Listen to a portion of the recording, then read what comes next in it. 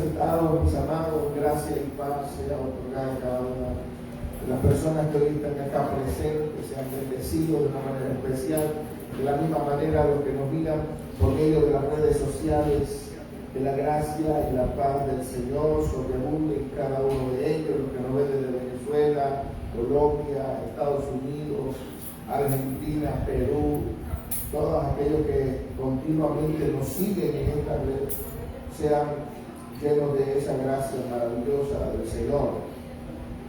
Las semanas anteriores había hablado de una palabra ubicada en el libro de los Efesios, capítulo 4, versículo 18, donde habla sobre el entendimiento. Dice, teniendo, es una pequeña frase que quiero retomar para dar una introducción a lo que vamos a hablar en esta mañana.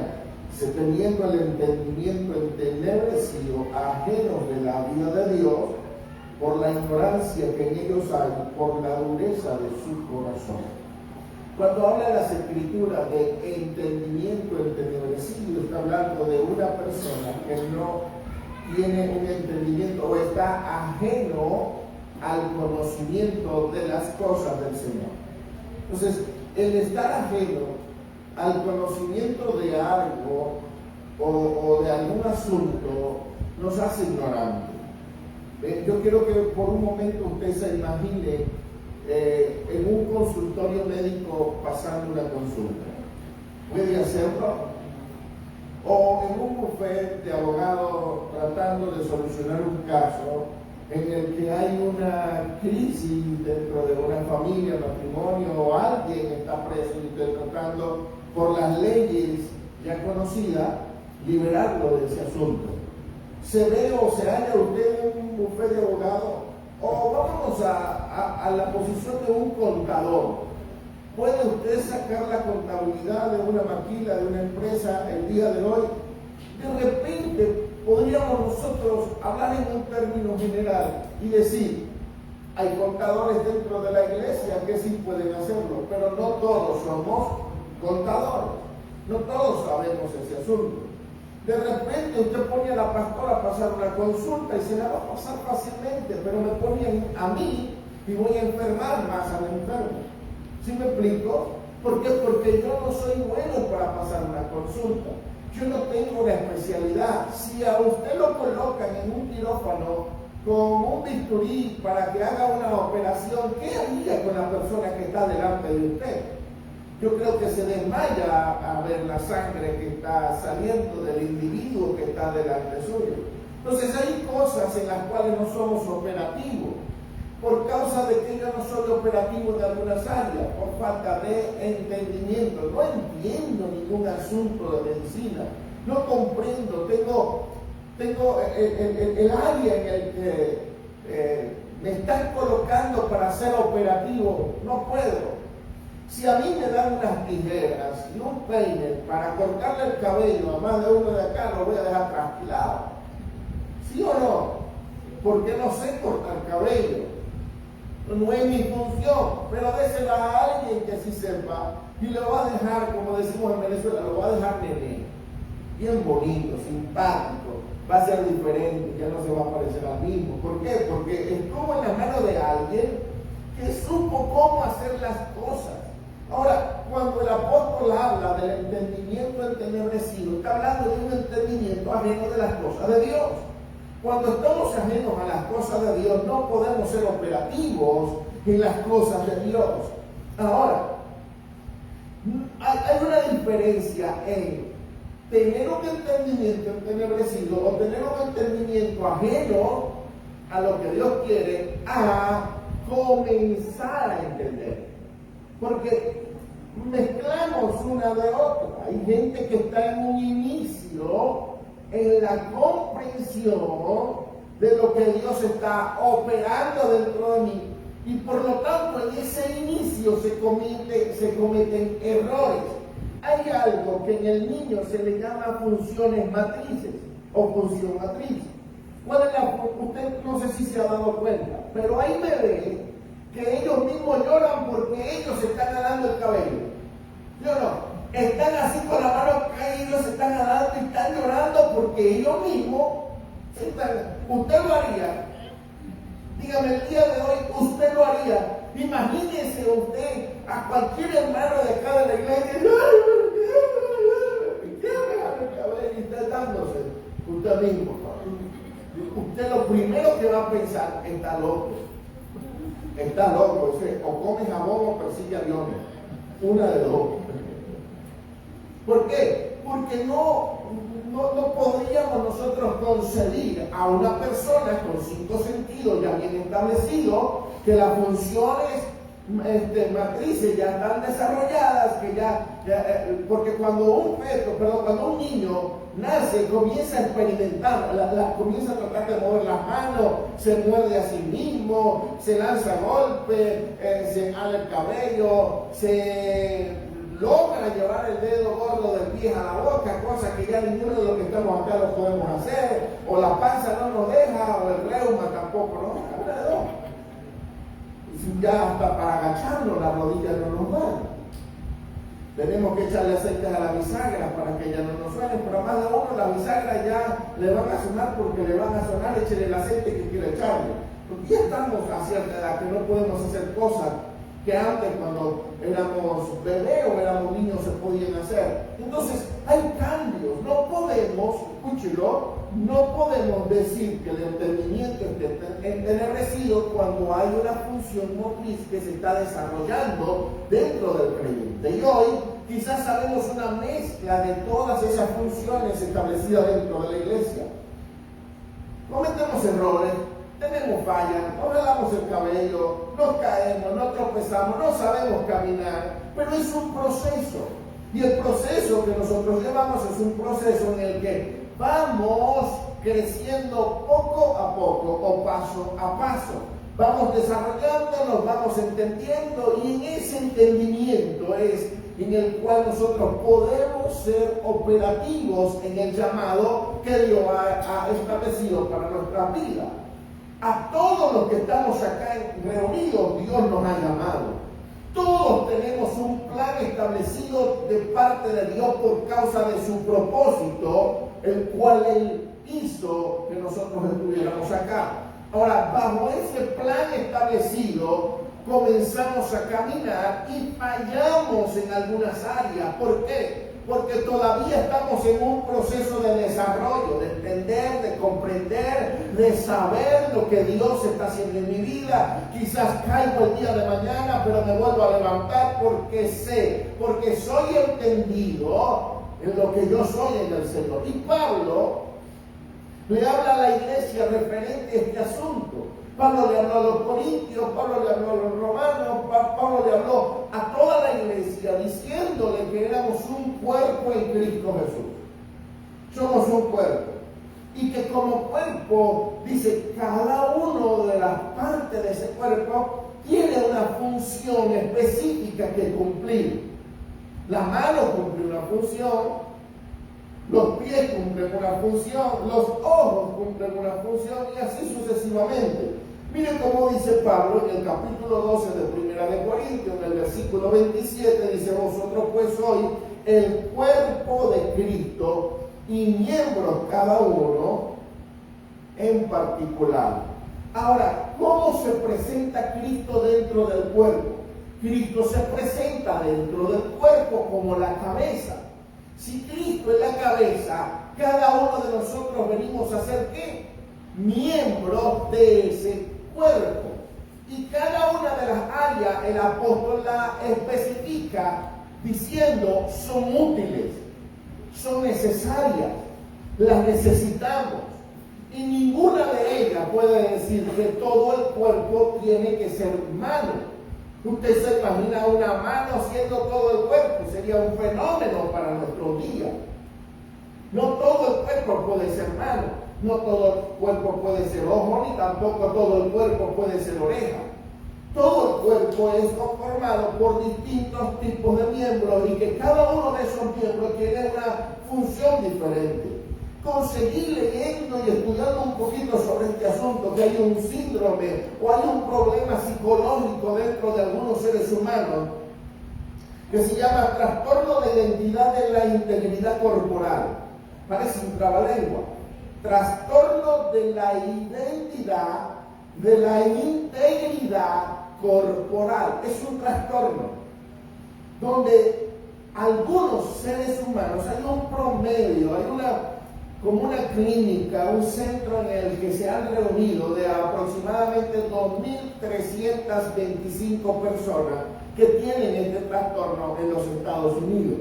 Estamos hablando nada más de los Estados Unidos. 2.325, 35, por ahí está el asunto. En el que hay personas que creen y consideran que una parte de su cuerpo no le pertenece.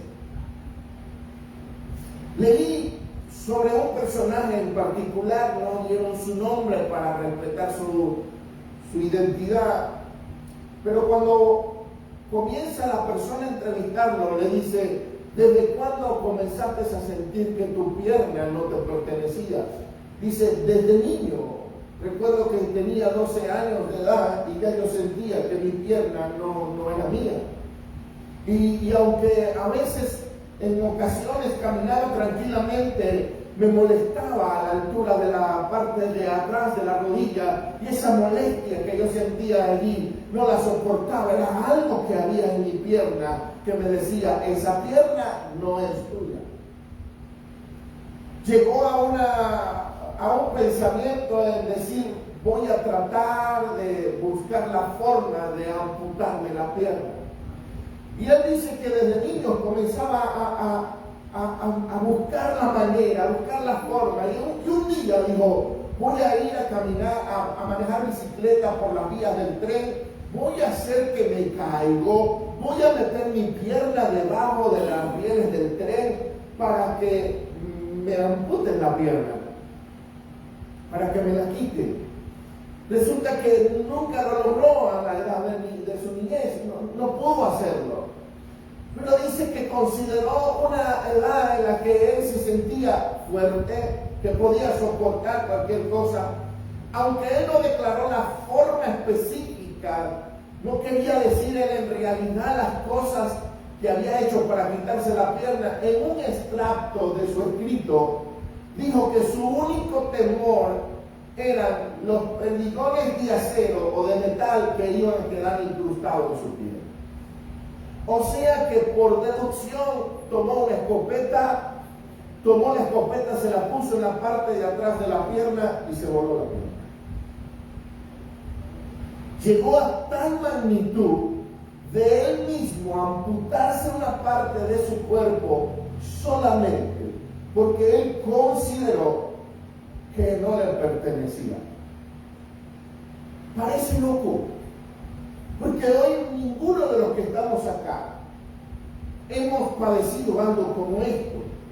Ninguno de los que estamos en este lugar, y quizás los que me están viendo por las redes sociales, espero que ninguno esté padeciendo este síndrome de creer que alguna parte de su cuerpo no le pertenece, de creer que alguna parte de su cuerpo no es parte de él. Porque esto lleva a un sufrimiento. Lo que contaba este hombre en el escrito era que sufría continuamente, pensando, sintiendo una sensación extraña en su pierna, diciendo: no es mi pierna, no es mía, no es parte de mi cuerpo, no me pertenece. Hasta la magnitud de poder darse un disparo de escopeta para poder quitarse la pierna del cuerpo. Mi pregunta fue en el momento que yo leí este asunto es: ¿habrá gente dentro de la iglesia que piensa que no es parte de la iglesia? Yo creo que sí lo hay, hermano. Hay gente que todavía se siente excluido del cuerpo. Hay gente que todavía se siente excluido del propósito de Dios. Es que yo no sirvo, es que yo no hago, es que yo no tengo. No. Tenemos que llegar al entendimiento de lo que el Señor ha establecido dentro de la iglesia como cuerpo y Él como cabeza. Si Él es la cabeza y nosotros el cuerpo, no podemos aislarnos. El apóstol Pablo, en el mismo libro de Corintios, hizo una narrativa que me gustó mucho. Dice, 1 Corintios 12, del 22 al 24, leímos ahorita el 27, pero nos vamos un poco más atrás donde dice, antes bien los miembros del cuerpo que parecen más débiles son los más necesarios. O sea que lo que en apariencia puede ser una debilidad, para el cuerpo es una necesidad. Bueno, a veces nosotros en apariencia podríamos decir, este no me es útil. O a que nosotros mismos podríamos mencionarnos como inútiles en el cuerpo de Cristo. Pero el Señor mismo, cuando mira esa parte del cuerpo, dice, aquel que se está creyendo inútil, para mí es uno de los más útiles dentro del cuerpo. Por eso el apóstol lo especifica y se lo voy a volver a leer. Antes bien los miembros del cuerpo que parecen más débiles son los más necesarios. Entonces, yo no puedo pararme desde una plataforma y decir que yo a usted no lo necesito. Como pastor, como líder, como parte de este cuerpo o como cualquier persona que pertenezca a la iglesia del Señor, no puedo hablar de la falta de necesidad de alguna parte del cuerpo humano. No, todas las partes del cuerpo que es conformado el cuerpo de Cristo es necesario que esté. Imagínese usted que no tenga intestino, podrá sobrevivir. Se necesita algo que pueda absorber todos los nutrientes que usted se come en el día a día. Usted necesita también algo que pueda soltar todos los nutrientes. No es que no me hace falta porque huele mal, no importa que huela mal, usted necesita ir al baño. ¿Sí o no? Porque si no usted se va a morir. Todas las partes del cuerpo son necesarias. Versículo 23.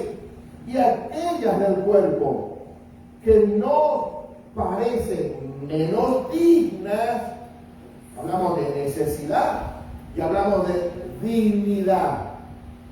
Aquellas cosas que no parecen dignas. Mire, en la iglesia se necesita gente loca, gente atronada, gente que le falta el tornillo, gente atrevida. No todos podemos ser serios. No todos podemos ser, hermano, compórtese que estamos, hermanos del auto. No, hay gente que se necesita que también sea medio loca. Y les voy a poner un ejemplo. Uno de los personajes de los cuales he podido leer y que solamente de él, solo de él, se dice que era conforme al corazón de Dios. No se dice de más ninguna otra persona sobre David. De más ninguna otra persona se dice, este es conforme a mi corazón, sino solamente sobre David. ¿Y quién era David? Un pecador de primera, más pecador que todos los que estamos acá. ¿Sí? David fue un mentiroso y asumamos que de repente Dios lo haya dicho escúchelo, asumamos por un momento que Dios lo haya dicho en su niñez. Diremos, ay, que Dios se equivocó porque todavía era niño. No. Dios lo dijo cuando ya estaba adulto. Dios lo dijo cuando ya estaba posicionándolo. Dios lo dijo ya conociendo todo lo que David era. Y David no se fue a la guerra cuando era su deber y miró a por ahí una mujer muy bonita y dijo, tráiganmela porque ella tiene que ser mía esta noche. Tuvo con ella esa noche, la dejó embarazada.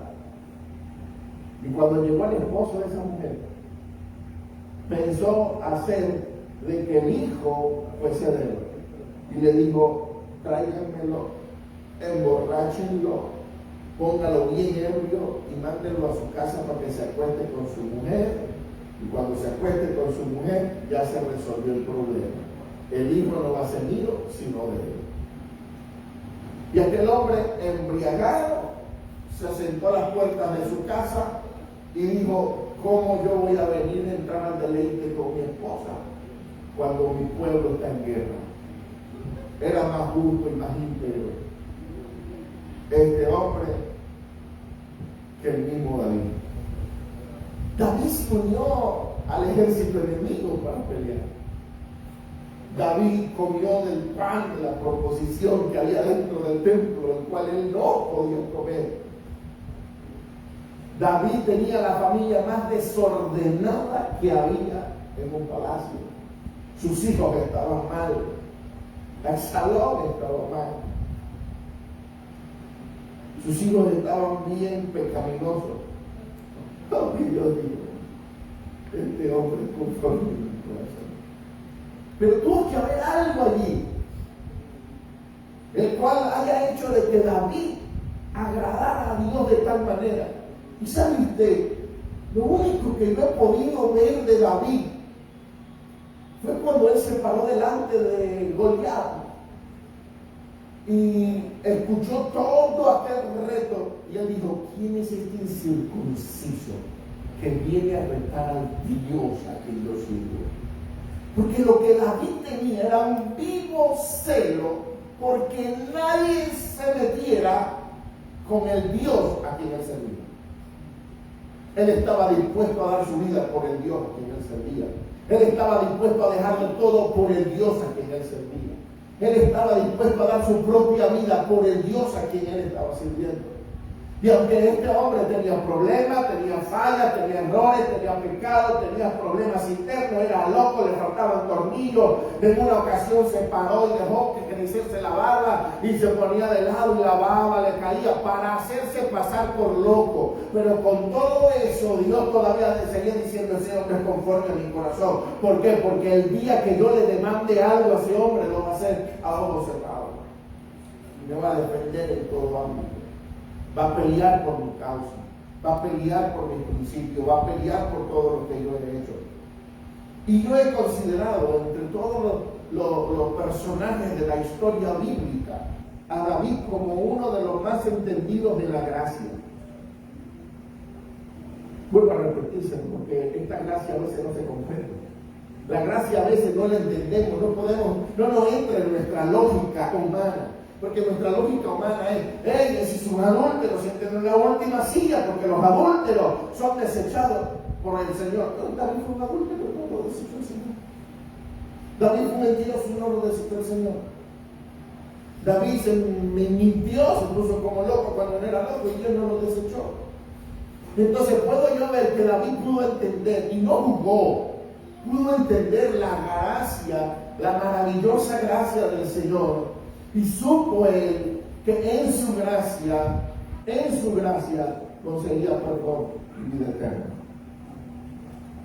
Cosa que nosotros, la iglesia, que realmente vivimos en el pacto de la gracia, no la hemos entendido todavía. Y aquí les va. Cuando hablamos de un cuerpo, ¿por qué en ocasiones nosotros nos sentimos fuera estando dentro? Imagínese usted a una mano hablarle al cuerpo diciéndole: necesito que me uses más. Yo no sé, yo me siento que no soy parte tuya. ¿Cómo no va a ser la mano parte del cuerpo si por la mano corre la sangre que bombea el corazón y la orden que le da la cabeza a la mano, ella la obedece? Vuelvo a lo que dije en un inicio. El entendimiento nos hace operativos en las cosas para las cuales fuimos llamados. Yo no necesito decirle a la mano: hey, tú eres parte mío.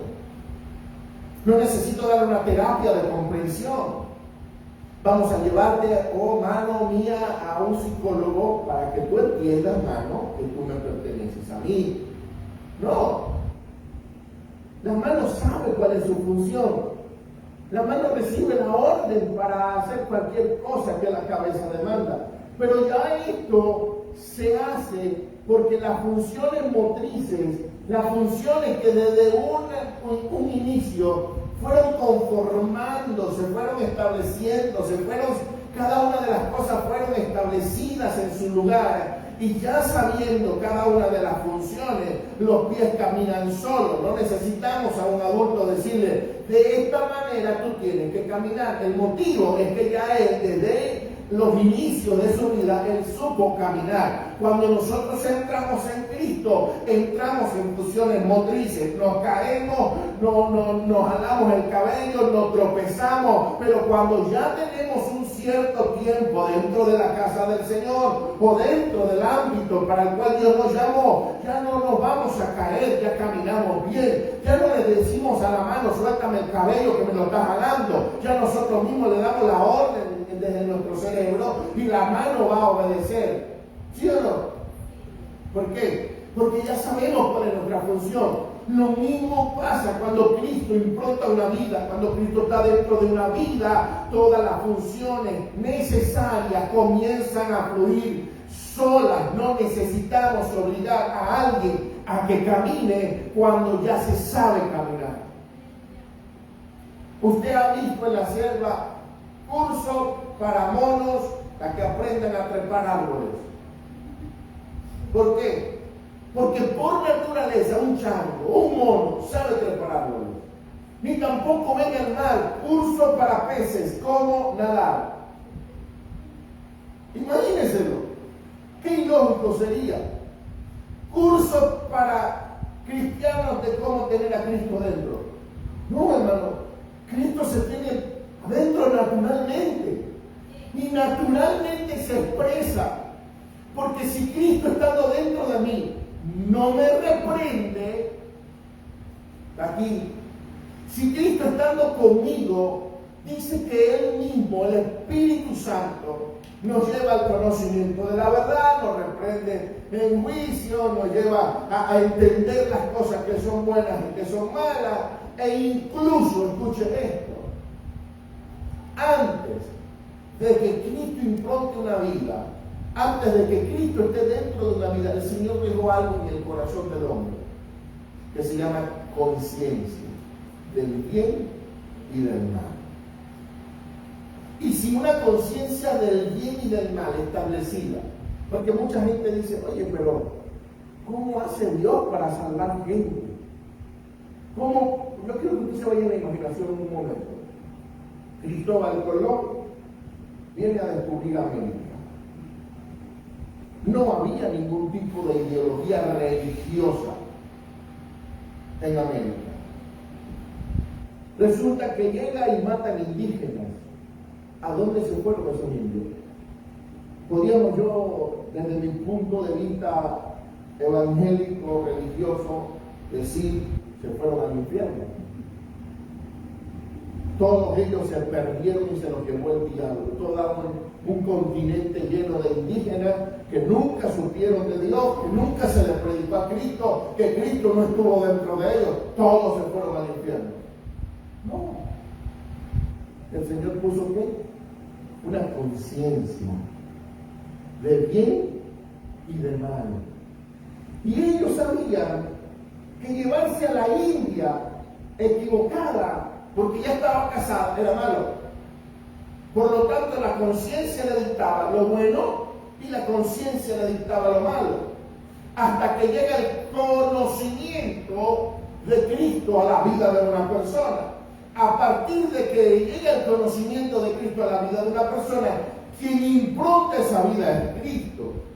Y quien va a hacer de que crezca la semilla necesaria dentro de esa persona es Cristo. ¿Qué fue lo que sucedió en la iglesia durante siglos? ¿Qué es lo que ha pasado en la iglesia durante siglos? ¿Usted cree que somos la iglesia que nació cuando Cristo vino? No. Hemos vivido cambios, transformaciones y hasta el día de hoy tenemos reformas que nos llevan cada día a parecernos más y más a la iglesia apostólica naciente en el primer siglo.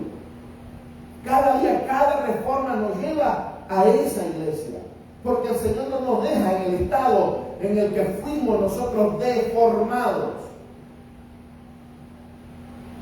Porque hoy no nos parecemos a la iglesia de Martín Lutero.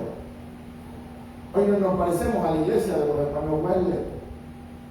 Hoy no nos parecemos a la iglesia de tantos hombres que hicieron reformas. Hace 100 años no se hablaba en lengua dentro de la iglesia. Y usted hoy puede hablar en lengua.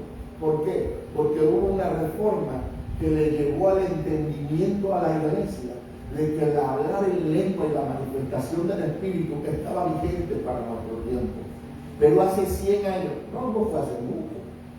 Si nos juntamos dos acá, nada más llegamos a 100 años. Bueno, a mí me faltaría alguien de 60 y algo más para poder llegar a los 100 años. Pero 100 años atrás la iglesia prohibía el hablar en lengua porque no era de Dios. Y hoy hablan en lengua dentro de la iglesia. Y hoy defendemos el hablar en lengua capa y espada, pero hace 100 años no. Si yo pongo un evangélico de hace 100 años atrás a discutir con usted, él le va a hablar por la Biblia y le va a decir que el hablar en lengua no era de Dios. Pero si se lo pongo hoy, usted va a defender el hablar en lengua. ¿Por qué? Porque estamos siendo operativos en el entendimiento de las cosas que Dios nos está dando para este tiempo. ¿Sí me explico? Yo soy operativo con lo que entiendo. Yo no puedo entrar a un quirófano a operar a alguien porque yo no sé operar a nadie. Pero cuando Cristo entra en mi vida, cuando Cristo impronta mi vida, cuando Cristo gobierna mi vida, entonces en el llamado que Él me hizo, yo voy a poder ser operativo, porque todas las funciones de un hombre de Dios o de una mujer de Dios comienzan a desarrollarse internamente y se comienza a producir solo. Yo no le puedo decir a un árbol que el día de hoy me dé fruto cuando él tiene su tiempo específico para poder producir el fruto. Yo no le puedo decir a alguien que produzca lo que no hay dentro de él. Yo tengo que permitirle que lo produzca solamente cuando Cristo esté dentro de esa persona. De lo contrario, aunque usted pelee, batalle o haga lo que haga, si Cristo no impronta una vida, si Cristo no está dentro de una vida, si Cristo no gobierna una vida, esa persona no va a producir nada. No lo va a producir. Por eso dice: vosotros pues sois el cuerpo de Cristo y miembros cada uno en particular. Ahora, si yo logro entender esto, si yo logro entender solamente el sentido de que yo soy parte, soy una uña de ese cuerpo, yo soy útil, ¿sí o no? Soy una parte insignificante quizás para muchos. El pastor es una uña. Pero si no usa esa uña, usted no se saca los piojos. Y sin esa uña no lo va a poder matar. Sin esa uña no se va a rascar la cabeza. Sin esa uña usted no va a poder hacer muchas cosas que quisiera hacer. ¿Me explico? Entonces, esa uña, eso pregúntele a aquellos que se le volaron las uñas a ver si no las extrañan. Pregúntele, ¿se extraña una uña? Yo un día me tropecé con una piedra, me volé una uña del pie y duré un mes y algo más para que esa uña pudiera nacer y crecer completamente. Yo dije: gloria a Dios, regresaste, uñita mía. Ahí está. ¿Usted cree que como me alegré yo por la uña, no se alegra el Señor cuando usted está entendiendo la función que le corresponde dentro del cuerpo? Ahora imagínese usted, vuelvo a repetirlo lo de hace unos minutos, imagínese usted, amado, diciéndole: ojalá yo fuera utilizada por el cuerpo, fuera útil. Nosotros hacemos oraciones como esta. Teniendo la utilidad que Dios nos ha dado, nos sentimos inútiles en el Señor. Pedimos cosas que ya tenemos. Ahora viene la del Espíritu Santo. ¿Cómo va a pedir usted llenura del Espíritu Santo cuando usted es parte del cuerpo y la cabeza es Cristo? ¿Me explico? Una cosa es algo que no tenía y otra cosa es lo que ya tengo, lo que ya soy. En el antiguo pacto, yo no podía tener al Espíritu Santo viviendo en mí. En el nuevo pacto, el Espíritu Santo está permanentemente viviendo en mi vida. Y si el Espíritu Santo está en una manera permanente dentro de tu vida, Él mismo va a producir cada una de las cosas que Él da como espíritu. ¿Sí o no? Porque el fruto del espíritu es ¿qué? Amor, gozo, paz, paciencia, benignidad, bondad. Eso lo produce ¿quién? El espíritu. Entonces yo no puedo pedir lo que ya está dentro de mí. Yo lo que tengo que hacer es expresarlo, darle lugar. Porque no me vengan a decir, amado, de que no tenemos paciencia. No, pastor, que yo no tengo paciencia. Sí, hermano, usted no tiene paciencia para que no es familia suya. Perdónenme. Pero si fuera familia suya, le voy a echar un cuento. Un día a la pastora, se le quedó el hijo encerrado en la cajuela del carro. Pastora, su hijo se quedó encerrado en la llave, no aparece. Salió la pastora llorando. ¡Ay, mi hijo! ¡En la cajuela! Desesperada. Busquen, ¿cómo le dicen? Pata de cabra. La que rompen, o ¿cómo se llama? Un fierro para romper. Busquen una pata de cabra, busquen algo, rompan la cajuela, saquen a mi muchacho. Y alguien se acerca y le dice, pastora, su hijo está en el baño. El que está ahí es el hijo de la hermana fulana. Todos tengan paz, tranquilidad, hermano, no se alarmen, no se asusten. Vamos con paciencia a sacar al niño de la hermana. Ahora sí me doy a entender en esto. O sea, tenemos tolerancia cuando es mi familia.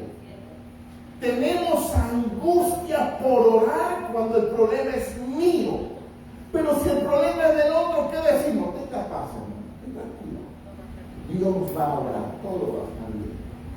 Pero cuando eres tú que tienes el problema, ¿te angustia o no te angustia? Te vas a angustiar. Entonces, yo no voy a decir que los que estamos acá no tenemos paz. Todos tenemos paz. Todos tenemos paciencia. Todos tenemos benignidad, humildad, mansedumbre, templanza. Todos lo tenemos, todos lo tenemos. Solo que lo direccionamos y lo aplicamos en ámbitos totalmente diferentes. Cuando me corresponde a mí, lo aplico de una forma, pero cuando le corresponde a otro, lo aplico de otra forma. Si el hijo mío cae en pecado, obro en misericordia. Si el hijo de un hermano cae en pecado, lo siento en la última banca. Sí me voy a explicar en esto. O sea, cuando el problema, y escuchen, hermano, no es algo que yo no haya vivido hoy, lo estoy predicando porque hoy se me ocurrió. Es algo que desde los 14 años a mis 43 años que tengo hoy, lo he vivido con distintos tipos de pastores y de iglesia. No es una experiencia de 2 días, es una experiencia de una vida completa en el Evangelio, que he visto cómo la misericordia se aplica para un grupo de personas determinados y para otros no. Hemos visto cómo las personas pueden juzgar, pelear y criticar la conducta moral de alguien, pero la conducta moral de su casa no la critica. Entonces no es algo que no lo tenga, yo lo tengo, solo que lo aplico mal, solo que lo expreso mal, solo que no le doy el valor donde debería dárselo. En una ocasión estaba yo en una iglesia donde la hija del pastor cayó en pecado con un joven de la iglesia. El pastor humildemente se para delante de la iglesia y le dice, no sé qué hacer. No sé qué hacer. Mi hija cayó en pecado y quedó embarazada de este muchacho. ¿Qué hago? Un grupo se levantó y dijo, sáquenla de la casa. Córrala, que aprenda a vivir su vida sola. En medio de todo ese grupo andaba yo. Levanté mi mano y le dije, dice la Biblia que si alguno fuera sorprendido en alguna falta, vosotros que sois espirituales, restaurarle con espíritu de mansedumbre, considerándote a ti mismo, no sea que tú también seas tentado. Entonces, ¿Qué consideraba el que dijo sáquela de la casa? ¿Qué consideraba el que dijo córrala? ¿Qué consideraba el que dijo ya no la tenga más en su hogar? Era el papá y la hija, le estaba diciendo saque a su hija de la casa. Pero estoy más que seguro que si el que fuese cometido el pecado fuera sido él, fuera dicho tenga misericordia. Escuché una historia que me fascinó y con esto voy a concluir. Un grupo de jóvenes salieron y se llevaron el carro de uno de sus padres, quitaron una tarjeta de crédito y compraron un pavo congelado en plena autopista donde ellos iban. Agarraron el pavo y lo tiraron en sentido contrario de las vías. El pavo se estrelló en contra del vidrio de una mujer que venía manejando y le destrozó toda la cara. En ese proceso, las cámaras capturaron al joven lanzando el pavo congelado, capturaron a todos los adolescentes que iban allí. El joven tenía 17 años de edad. Esta mujer fue sometida a múltiples operaciones súper dolorosas para la reconstrucción de cada uno de los huesos de su rostro. Pasó meses en el hospital, duró tiempo en aquel lugar. Y cuando se recuperó, no totalmente de ese asunto, fue a la corte para escuchar la sentencia y el juicio hacia aquel joven de 17 años de edad. Cuando las declaraciones de todos son 25 años de prisión, 17 más 25 es toda una vida dentro de la cárcel. Iba a salir este muchacho, ya no muy muchacho que se diga. La mujer pidió la palabra y cuando se levantó dijo, no voy a decir textualmente porque no recuerdo las palabras, pero se lo voy a parafrasear. Dijo, el día de hoy quiero darte una oportunidad para que comiences una vida diferente.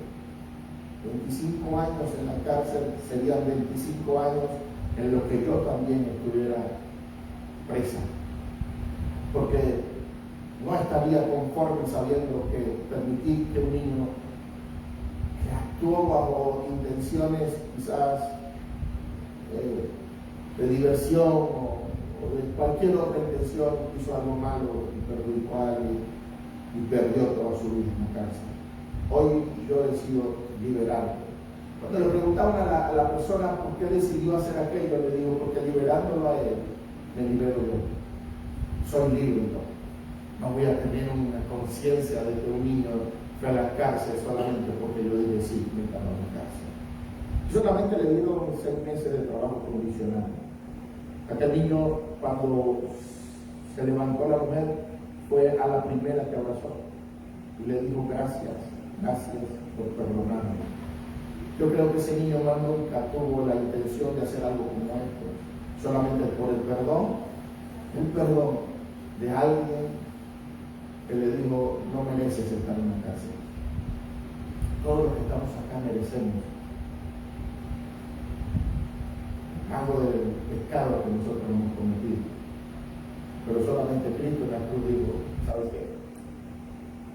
Yo te libero, yo te perdono, mi gracia te cubre, a pesar de las locuras que hayas cometido, de las caídas que hayas tenido, de los juicios que hayas hecho, sigue siendo mi hijo, sigue siendo parte de mi cuerpo, te necesito, no te puedo amputar, eres necesario dentro de mí, aunque seas insignificante, aunque seas menos decoroso, aunque te creas que no tienes una buena función, para mí eres útil, te necesito. Y eso es lo que el Señor hace con nosotros. Somos operativos bajo el entendimiento de lo que somos en el Señor, somos útiles. Todo lo que se entiende, esta hora quiero despedirnos que nos miren por las redes sociales. Nos vamos a quedar acá en casa. Yo sé que la utilidad de cada uno la va a ir